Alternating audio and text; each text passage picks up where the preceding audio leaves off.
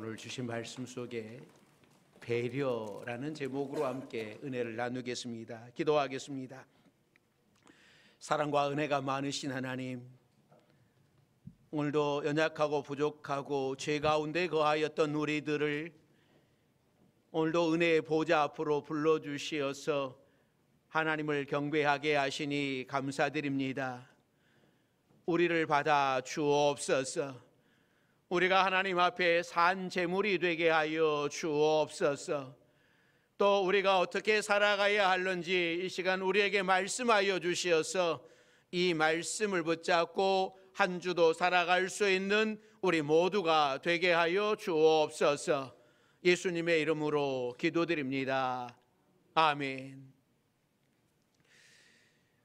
오늘도 하나님의 부르심을 받고 은혜의 보좌 앞에 달려 나오신 여러분들에게 하나님의 은혜가 함께 하시기를 바랍니다. 영국의 문인 찰스 램은 자기가 아는 어떤 사람에 대하여서 이런 이야기를 들려주었습니다. 그 사람은 친구들에게나 이웃 사람들에게 특별히 친절하고 관대한 사람으로 많은 사람들로부터 존경을 받는 그런 사람이었습니다. 그런데 이 사람은 결혼을 하지 않고 혼자 살았습니다. 왜 혼자 사냐고 라고 물었더니 그 사람은 젊었을 때, 청년 때에 이런 아픔이 있었다고 합니다. 청년 시절 그 사람은 한 여인을 깊이 사랑했습니다. 하루는 그 여인에게 정식으로 청혼을 하려고 그 여인 집을 찾아갔습니다. 그 젊은이는 자기가 사랑하는 여자가 청혼을 틀림없이 받아줄 것이라고 확신하고 있었습니다. 그런데 의외의 놀라운 일이 발생을 했습니다. 그 집에 가서 문을 두드렸더니 하인이 나와서 하는 이야기가 아가씨는 당신을 만나지 않겠다고 하신다고 하는 거였어요. 놀라서 되돌아오는 그 청년의 마음에는 대단히 깊은 상처와 실망이 있었습니다. 집으로 돌아온 그 청년은 그 여인에게 편지를 써서 왜 자기를 만나주지 않았는지 이유를 말해줄 수 있느냐고 물었습니다. 그러자 그 여인으로부터 답장이 왔습니다. 나는 당신이 오는 것을 기다리며 창문을 내려다보고 있었습니다. 마침내 당신께서 우리 집을 향해 오시는 것을 발견했습니다. 그런데 당신은 걸어오시면서 길에서 일을 하고 있던 한 가난한 여인을 떼밀었습니다. 당신께서는 그 여인을 부축해 주지도 않았고 사과의 말도 한마디 안 했습니다. 나는 그때 내 마음에 저 사람은 나의 남편 될 사람이 아니라고 작정을 했습니다. 불쌍한 한 여자에게 친절을 베풀 줄 모르는 사람이라면 나에게도 진정한 사랑을 줄 수 없을 것이라고 느꼈기 때문입니다. 이 사건 이후 청년은 철저히 자신을 반성하고 그 이후로는 빈부의 차이를 두지 않고 누구에게나 친절하고 관대한 사람이 되었다라고 하는 겁니다. 예전에는 이 신분의 차이가 있었기 때문에 아랫사람은 무시를 받아도 할 말이 없는 그런 사회였습니다. 노예나 종들을 그저 일만 하고 학대를 받아도 할 말이 없었습니다. 그러나 현대는 신분 제도가 사라졌어요. 물론 아직도 신분 제도를 유지하고 있는 나라들도 있기는 하지만 대부분의 나라에서 신분 제도가 사라졌습니다. 우리나라도 기독교가 들어오면서 이 신분 제도가 사라졌습니다. 그러나 겉으로 보이는 신분 제도는 사라졌지만 우리 사회 속에도 여전히 차이가 존재하고 있습니다. 유교적인 사상이 은연히 배어 있기 때문에 여자가라고 하는 이런 생각도 배어져 있어요. 남을 배려하지 못하고 이기적으로 살아가는 사람들, 내 생각과 판단이 옳다고 생각하는 사람들, 나보다 못 배우고 약한 사람들은 무시하고 사는 것이 일상화되었습니다. 하지만 교회에서는 최소한 이런 일이 없어야 돼요.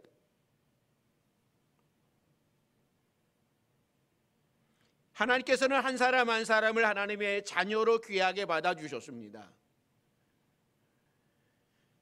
우리 모두는 똑같은 존귀한 하나님의 자녀들이에요. 내 옆에 있는 사람을 무시하거나 학대할 이유가 없는 것이죠. 그래서 우리 주님께서는 우리에게 서로 사랑하라 라고 말씀을 하셨고, 사도 바울도 율법의 완성은 사랑이라고 하셨어요. 사랑하며 사는 사회, 이웃을 배려하는 사회, 우리 성도들이 가는 곳마다 이런 아름다운 사회 공동체가 될 수 있기를 바랍니다. 오늘 본문에서 하나님께서는 배려해라 라고 하는 말씀을 하는데, 무엇을 배려하라고 말씀을 하시냐면, 첫째는요, 이 배려하시라고 하신 것은 소나 양이 길을 잃은 것을 보았을 때예요. 자, 오늘 본문 1절 2절 말씀 같이 읽습니다.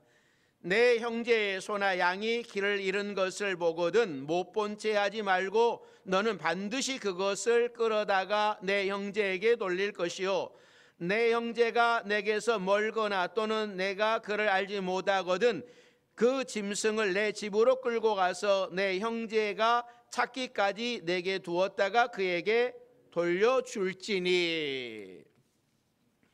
1절에서 내 형제라고 하는 이 말은 친형제를 말하는 것이 아니라 이스라엘 사람들을 말하는 것입니다. 즉 우리가 다른 사람들을 볼 때에 그 사람을 남이라고 생각하지 않고 내 형이나 동생이나 누이로만 볼 수 있다면 모든 문제가 해결된다고 하는 것이죠. 물론 형제들 간에 다툼이 있는 경우도 있지만 대체적으로 모든 사람을 내 형제로 대할 때에 그 배려가 더 깊어진다라고 하는 말입니다. 그러니까 하나님께서는 모든 이스라엘 백성들은 서로 형제요 자매이기 때문에 다른 사람의 어려움에 대하여 못 본 채 하지 말고 챙겨주라고 하시는 말씀이죠. 그러니까 소나 양이 길을 잃고 헤매고 있거나 길에 넘어져 있는 것을 보거든 못 본 채 하지 말고 그 짐승의 주인을 찾아두든지, 그 주인을 모른다고 하면 집으로 끌고 와서 잘 데리고 있다가 주인이 찾아오면 돌려주라고 하시는 거죠.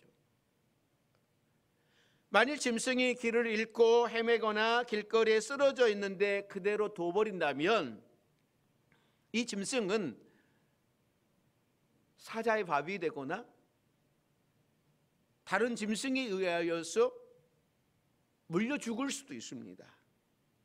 그런 어려움을 당하게 하지 말고 잘 챙겨 돌봐주고 주인이 찾아오면 돌려주라고 하는 겁니다.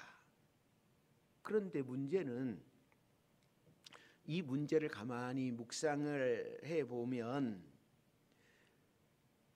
현대에서 남이 잃은 물건이나 남의 짐승이 길을 잃고 헤맨다고 내가 데려다가 잘 먹이고 길에서 주인이 찾아올 때까지 살펴준다라고 하는 것은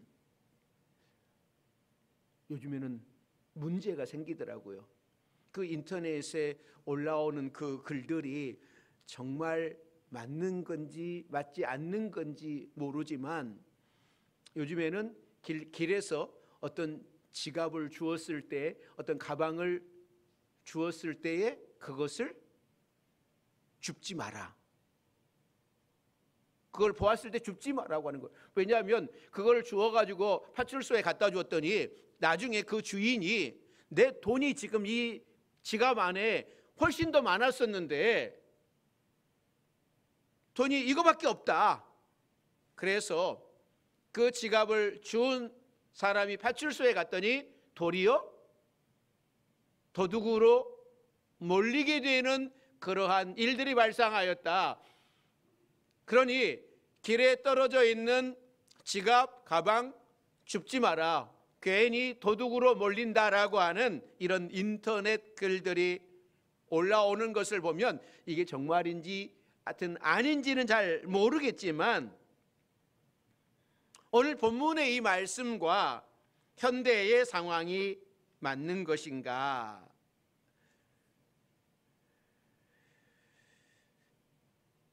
여러분, 남의 물건을 습득을 하게 되면 우리는 당연히 근처 파출소에 갖다 주지요. 신고를 하지요. 그러니까 성경 말씀을 오늘 말씀대로 적용을 하게 된다면 가져와서 주인이 찾아올 때까지 내가 보관을 하고 있다든지 그러면 여러분 심각한 일이 발생하게 되겠죠. 그러니까 하나님의 말씀은 그 시대마다 말씀이 바로 적용이 되어져야 되는데 그 시대에는 경찰 제도가 없었기 때문에 길 잃은 짐승을 돌봐주는 것이 배려였어요.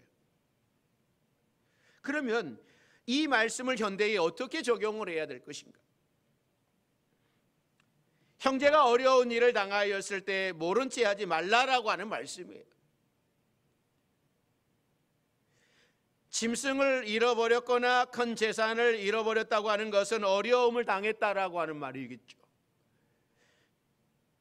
그런 경우에 모른 채 하지 말고 내가 할 수 있는 만큼 도와주어야 된다라는 말씀입니다. 내가 조금 도와주면 이웃의 어려움이 해결될 경우도 있고 또 길 잃은 짐승을 데려와서 살펴주기만 하면 그 짐승이 죽는다든지 하는 큰 어려움을 면할 수 있는데 내가 배려해 주지 않아서 더 큰 어려움에 빠지게 하지 말라라고 하는 말씀입니다. 사람이 지나지 않은 한적한 길에서 사고를 당해 쓰러진 사람을 보았다면 얼른 신고를 하고 119를 불러서 목숨이 위협하지 않도록 도와주는 것.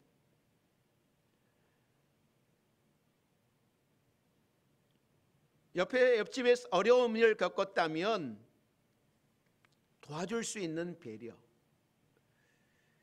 하나님께서는 이 세상의 모든 가난한 자를 다 도우라고 말씀하시지는 않아요. 이 세상의 모든 노숙자를 집으로 데려와서 다 먹여 살리라고 말씀하지 않습니다. 다만 자신의 능력 범위 안에서 조금이라도 관심을 가지고 도와주라고 하는 거죠. 우리 성도들이 이웃의 어려움을 넘겨보지 않고 사랑으로 배려하는 그러한 공동체를 이루어가라.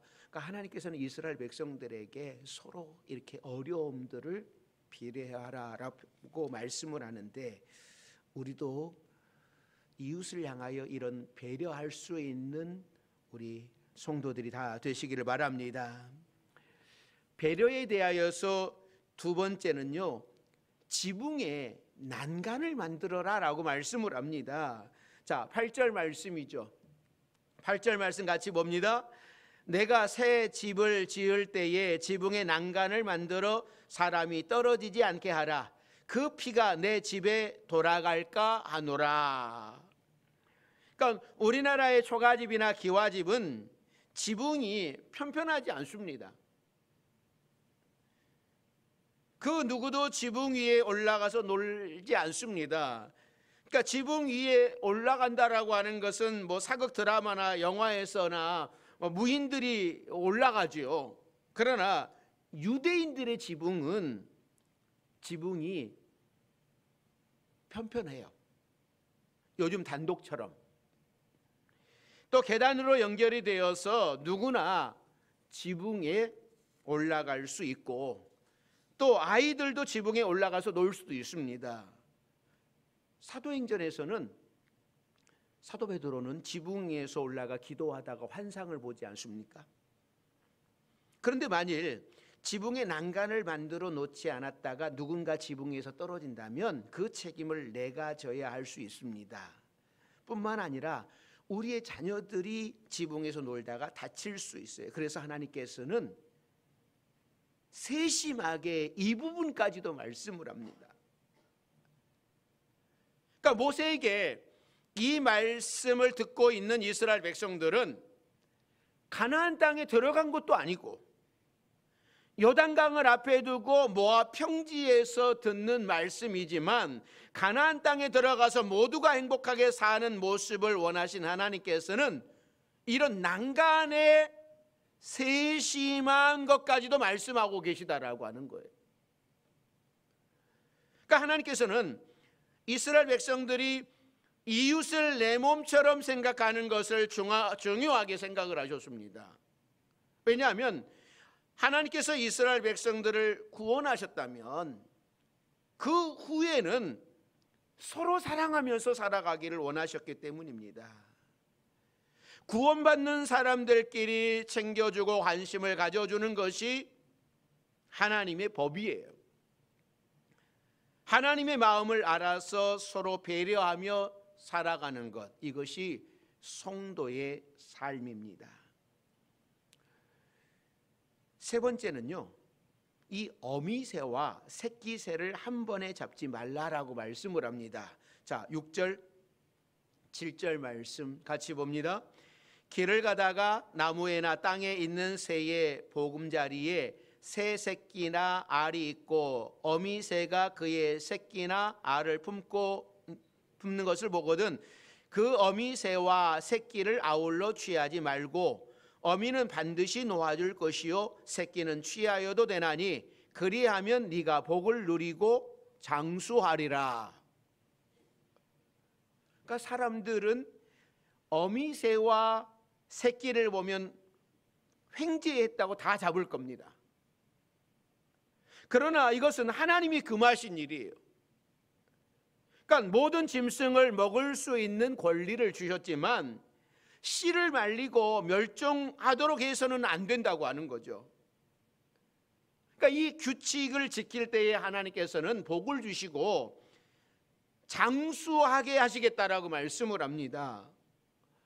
이 장수하는 법칙은 건강한 음식을 먹어야 되고 운동을 하는 것이 필요하겠지만, 이러한 사소한 법을 지킬 때에 하나님께서는 복을 누리고 장수하게 하신다고 하는 법칙을 주셨어요. 하나님이 약속하신 것이기에 분명히 그 약속을 지키실 겁니다. 예를 들어서 바다에서 물고기를 잡을 때에도 싹쓸이 하지 말고 작은 물고기는 다시 방류해 줘야 되는 겁니다. 싹쓸이 한다면 올해는 풍년이라고 좋아하겠지만 내년에 잡을 물고기를 없애버린 거겠죠. 이런 기본적인 규칙들은 현대에도 지키고 있지 않습니까? 어떤 목사님께서 이스라엘에 한 달간 머물면서 이스라엘 음식을 먹었는데 그 중에서도 이 팔레팔이라고 하는 음식이 있다고 합니다. 이 빵을 두 겹으로 만들고 그 안에 야채와 과일, 고기를 넣은 음식인데 이 하나만 먹어도 이 한 끼 식사로 충분하다고 합니다. 그 중에 이 속에 양고기가 들어있는 이 것이 훨씬 맛있다고 그래요. 한 번은 음식점에 가서 양고기 이 팔레파를 시키고 마침 우유를 갖고 가방에 들어있는 것이 있어서 음료수 대신 우유를 먹으려고 꺼냈답니다. 그랬더니 이 유대인 주인이 불같이 달려와 가지고 막 화를 내더랍니다. 이곳은 코셔 음식점이라 그렇게 먹지 마십시오. 이렇게 먹으면 안 됩니다. 그러니까 처음에는 이게 무슨 뜻인지 몰랐는데 율법을 철저히 지키는 유대인 음식점인 이 코셔 음식은 양고기와 양젖을 같이 먹을 수 없다라고 하는 것이었어요.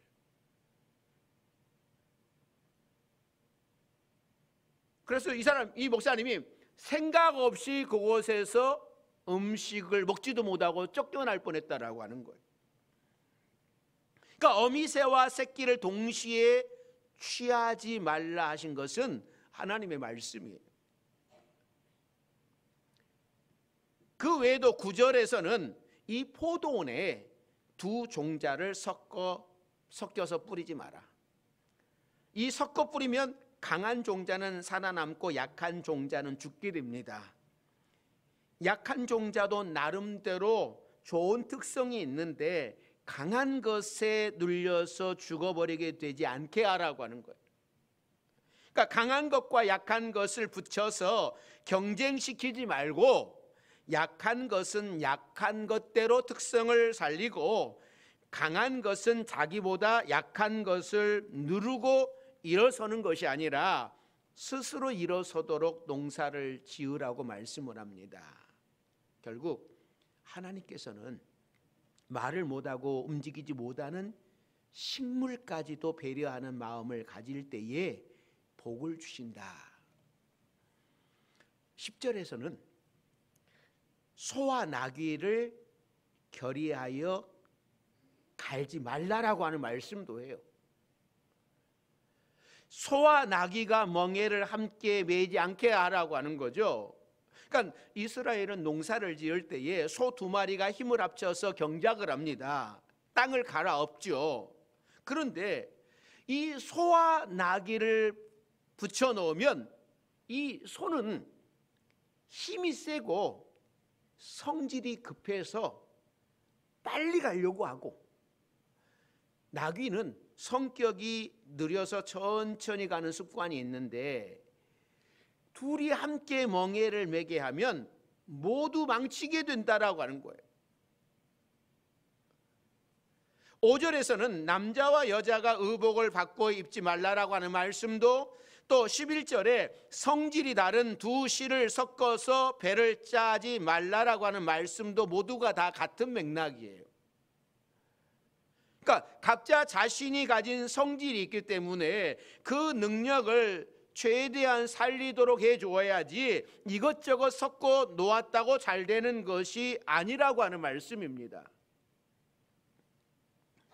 그러니까 이 규칙들은 강한 것은 강한 대로, 약한 사람은 약한 대로 각자의 능력을 최대한 나타내면서 최선을 다해 살면 되는데, 강한 자가 약한 자를 무시하거나 억울하게 해서는 안 되는 규칙입니다.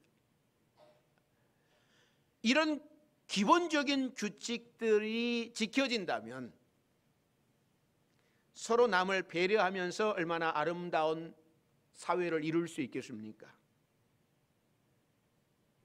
그러니까 하나님의 말씀은 이렇게 그 공동체가 이상적인 사회를 만들어 가기를 원하시는 겁니다.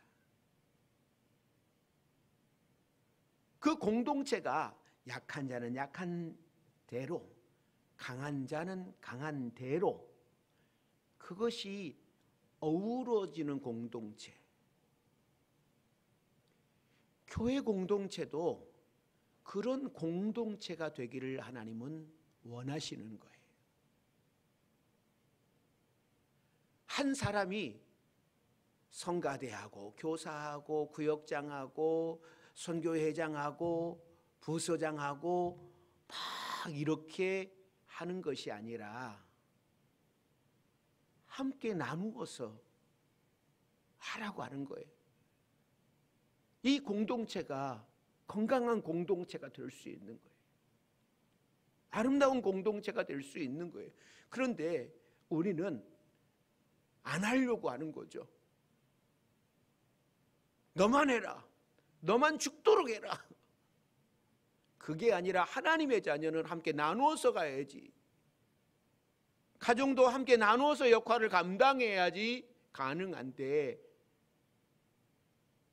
우리가 교회 안에서도 이런 공동체를 이루어가기를, 남을 배려하며 공동체를 이루어가기를 원하시는 것이 하나님의 마음입니다. 여러분, 그런데요, 아이러니하게도 이 세상에 이상적인 사회를 건설하려고 애쓴 사람들이 누구였냐면요, 공산주의자들이었습니다. 그들은 무력으로 혁명을 일으켜서 부자들의 재산을 빼앗아서 인민에게 주면서 세상이 아주 공평하고 행복한 사회가 될 것이라고 생각을 했습니다. 그러나 이 공산주의 혁명으로 행복한 사회는 만들어지지 않았습니다. 오히려 자신들에게 동조하지 않는 사람을 숙청하고 모두가 평등한 사회를 만든다고 했지만, 인민들은 오히려 헐벗고 가난한 사회가 되고 말았어요. 이상적인 사회는 사람이 무력을 행사해서 억지로 만드는 세상이 아닙니다. 하나님의 말씀을 받아들이고 하나님의 말씀을 따라 은혜가 있는 곳에서 자연적으로 그 사회가 만들어가는 거예요. 그래서 오늘 12절에 결론적으로 이런 말씀을 해요. 자, 12절 말씀 같이 읽습니다. 너희는 너희가 입는 겉옷에 내 귀에 술을 만들지니라. 그러니까 겉옷에 내 귀에 술을 만들어 달라고 하셨는데, 이 술은 영어로 테슬이라고 부르는데, 이 실이나 끈을 여러 겹쳐서 만든 장식품이죠. 요즘 말로 말하면 뭐 핸드폰 고리라든지 뭐 가방에도 이런 액세서리를 많이 걸어놓는 장식품을 이야기하는 거예요. 그러니까 율법에서 이 술은 말씀을 상징을 합니다. 그러니까 하나님께서 옷에 내 귀에 술을 달라고 하신 것은 이 술을 볼 때마다 하나님의 말씀을 기억을 하라고 하는 거예요. 특별히 오늘 본문에서 남을 배려하라고 하시는 말씀을 주신 후에 12절의 말씀을 주시는 이유는 이 말씀을 항상 기억하고 지켜 행하라고 하는 거예요. 결국 배려는 사람의 생각대로 남을 조종하는 것이 아니라 말씀 안에서 서로가 서로를 배려하는 데서 이상적인 사회가 만들어지는 겁니다. 하나님의 말씀이 흐르면, 하나님의 은혜가 흐르면 만들어지게 되는 것이 배려예요. 하나님의 말씀이 우리 삶 속에 흐르지 않으면 우리는 남을 배려할 수 없습니다. 나만 생각하면 돼요. 나만 편하게 하면 됩니다. 나만 누리면 됩니다. 그러나 말씀이 흐르면, 우리 삶의 말씀이 적용되어지면 나만 편하고 나만 누리는 것이 아니라 모두를 배려하게 되는 것이죠. 그래서 예수님께서도 남에게 대접을 받고자 하는 대로 너희도 남을 대접하라 라고 말씀을 하십니다. 그러니까 모든 사람의 마음속에는 남에게 대접받고 싶고 인정받고 싶은 마음이 있어요. 그러나 하나님의 율법은 내가 그런 대접을 받기 전에 먼저 남을 대접해주고 인정해주라고 말씀을 합니다. 그렇게 할 때에 모든 사람이 행복할 수 있다. 그러니까 하나님께서 귀하게 보시는 한 영혼을 나도 귀하게 여기고 사랑할 때에 하나님께서 우리에게 복을 내리고 장수하게 된다고 하는 비결을 우리에게 알려주셨어요. 우리 파주명성교회 모든 성도들이 오늘 하나님의 말씀대로 남을 대접하며 사랑하며 배려하며 아름다운 공동체를 아름다운 하나님의 자녀의 공동체를 이루며 살아갈 수 있는 우리 모두가 되기를 주의 이름으로 축원합니다. 기도하겠습니다. 사랑과 은혜가 많으신 하나님,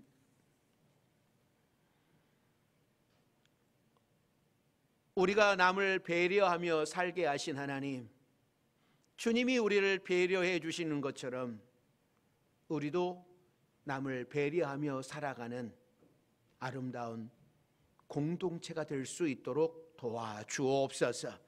예수님의 이름으로 기도드립니다. 아멘.